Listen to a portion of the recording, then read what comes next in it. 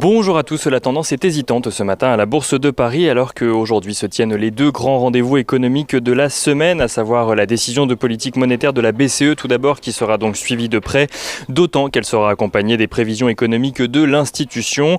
La question centrale sera de vérifier si le programme de rachat d'actifs de la BCE sera réduit ou non après avoir vu son rythme s'accélérer sur les 3 derniers mois.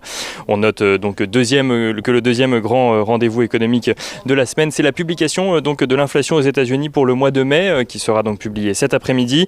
Pour l'heure, le consensus s'attend à une inflation de 4,7% sur un an, un niveau largement au-dessus de l'objectif de 2% de la Fed, mais qui n'inquiète pas plus que ça les investisseurs pour le moment, à en croire en tout cas le rendement obligataire à 10 ans aux États-Unis qui descend à 1,48% ce matin.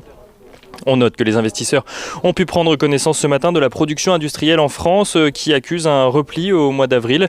Le recul est de 0,1% après la hausse de 1% au mois de mars. Et on note dans le détail que la production manufacturière baisse de son côté de 0,3% après avoir enregistré une hausse de 0,6% au mois de mars toujours.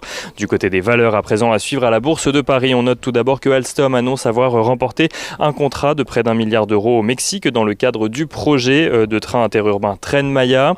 On note également que Soitec relève son objectif de chiffre d'affaires pour l'exercice en cours, exercice décalé qui prendra fin en mars 2022 après avoir vu sa croissance ralentie sur l'année précédente.